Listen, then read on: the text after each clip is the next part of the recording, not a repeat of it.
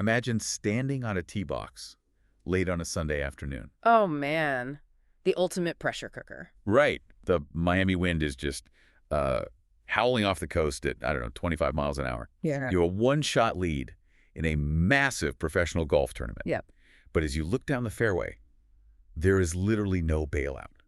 There's just this massive, unforgiving lake staring back at you down the entire left side. It runs from the tee all the way to the green. It's terrifying. One flinch, like one microscopic miscalculation of your club face angle, and the ball is gone.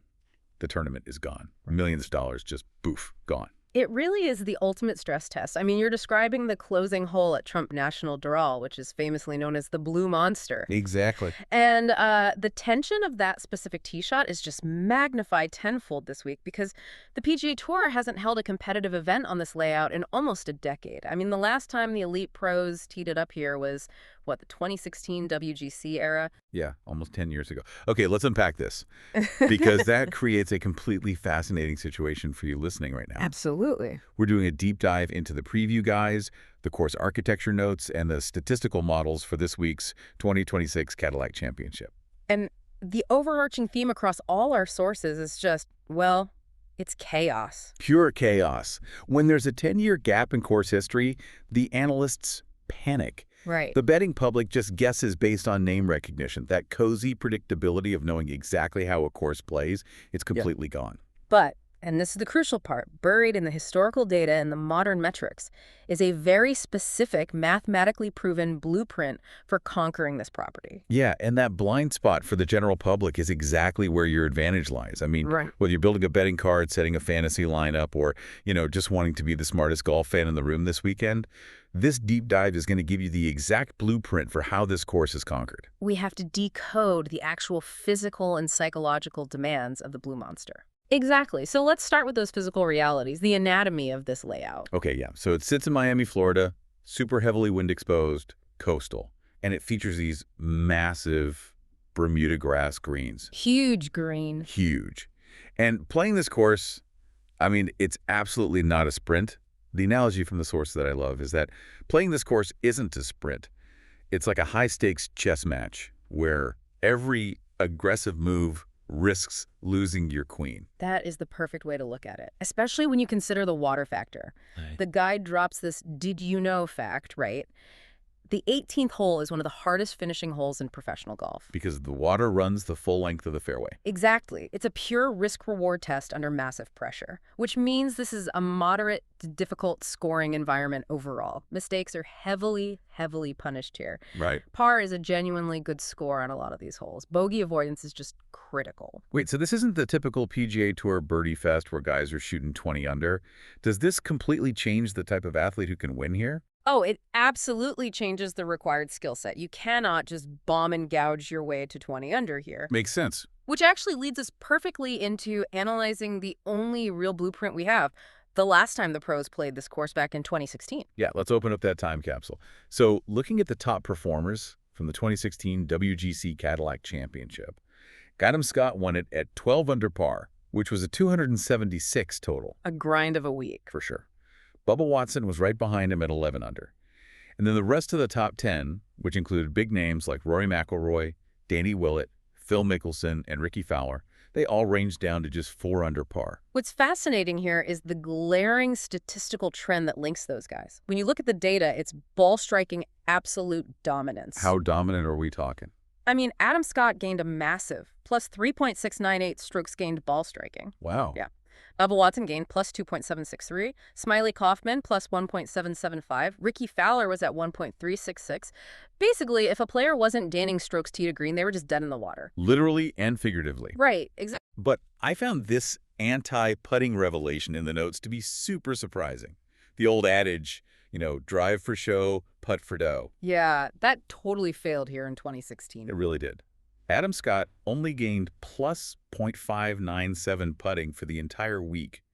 And several of those top 10 finishers actually had average or even negative putting weeks. Because putting just doesn't move the needle the same way at Doral. It's like, well, the way I see it, the short game and putting at the Blue Monster are just supporting actors in a movie. They're nice to have. But the ball striking is the main character. You cannot win an Oscar here with just a hot putter. That is a brilliant analogy. If putting doesn't move the needle and raw power isn't the whole story, we have to ask, how do we build the perfect Frankenstein's monster of a golfer to beat the blue monster? Well, the sources give us a player fit matrix. Elite iron players and all-around tee to green players get the coveted 5-star ratings this week. Right, and accurate drivers get 4 stars. But there's a crucial nuance about driving that we need to point out. Right. Because you mentioned Bubba Watson and Rory McIlroy. They obviously used their power effectively in 2016. They did, yeah. But you have to look at the rest of the board. Other top 10 finishers had far lower driving gains. We're talking like plus 0.2 to plus 0.6. Which is basically field average off the tee. Exactly. And the reason why is that with water everywhere, a bomber only succeeds if they have elite control. If you're aggressive off the tee here, you will be punished unless you are deadly accurate. Okay, here's where it gets really interesting. Strokes gained approach, so we're talking mid to long irons, is the absolute #1 priority stat. Adam Scott was plus 2.854 in approach play alone. Mickelson was plus 1.239, and Fowler was plus 1.081. Approach play is everything. You have to hit the right tiers on those massive Bermuda greens. So if I'm looking at my fantasy roster right now and I have a scrambling specialist, or maybe a guy known only as a Bermuda putting specialist, Yeah. the data says I should instantly drop them. Oh, instantly. Drop them. Scrambling and putting are only 3-star traits here. Discipline and tee to green consistency are completely non-negotiable. Okay, so now that we have the exact DNA of a blue monster champion, an elite iron player who avoids bogeys and drives with control, let's look at the 2026 field and see who actually fits that profile. The model's top fits are incredibly revealing. PGAgolfbets ran the numbers, and they gave us a really clear top 10 list. Yeah, and Siwoo Kim takes the #1 spot, which might shock some casual fans, but he is the perfect statistical fit. He has elite SGT to green, lead approach, and great par 4 scoring. He is a machine tee to green. He really is. Scotty Scheffler sits at #3, obviously, because he just has a crazy high floor. Right. And then other names like Cameron Young, Kurt Kitayama, Patrick Cantlay, and Russell Henley fill out the rest of that top tier. But I really want to highlight Colin Morikawa here. Oh, yeah, 16 to 1 odds, right? Exactly. He ranks second in the entire stats analysis. I mean, look at his recent elite field resume. It's ridiculous. A win at Pebble Beach, a solo 5th at the Arnold Palmer Invitational, T7 at the Masters, and a T4 at RBC Heritage. He is on fire. He is. And when you connect that form to the course traits, it makes so much sense. Morikawa's trademark precision and his tee to green control just make him the ultimate strategic fit for Doral. Because he plays that controlled fade, right? Right, exactly. So if the water is down the left, he can aim over the water and trust that his ball will naturally fade back over dry land. It's like built-in hazard protection. Wow, yeah. So what does this all mean? Well, I think it means we have to look for value further down the board, too.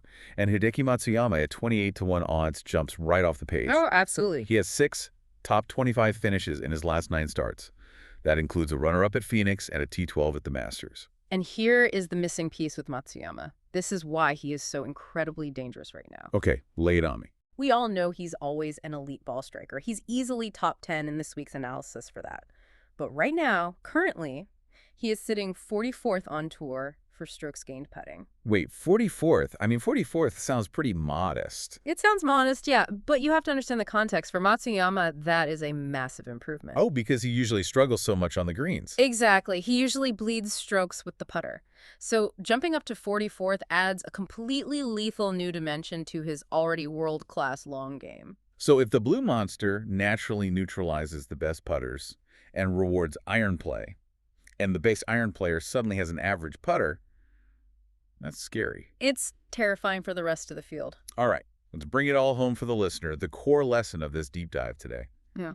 Ignore the narratives about hot putters or reckless distance off the tee. Yep, throw him out. The Blue Monster demands precision over power, control over aggression, and ball striking above all else. And in a week with virtually no recent course history for the field, sticking strictly to these data points, specifically strokes gained approach and tee to green, that gives you a massive advantage. You are going to be so far ahead of the casual fan or bettor who is just guessing based on names. Oh, wait. But, looking at all this data leaves me with one final lingering question for you to think about. Okay. If a course hasn't been played by the elite in a decade, does course history actually matter at all anymore? Or has the modern data-driven golfer evolved so much that a perfect statistical profile will always crack the code, no matter how unfamiliar the venue? Man, that is the question of the weekend right there. We're going to see if the math holds up against those unpredictable Miami winds. Keep an eye on those iron players, trust the data, and enjoy the tournament this weekend.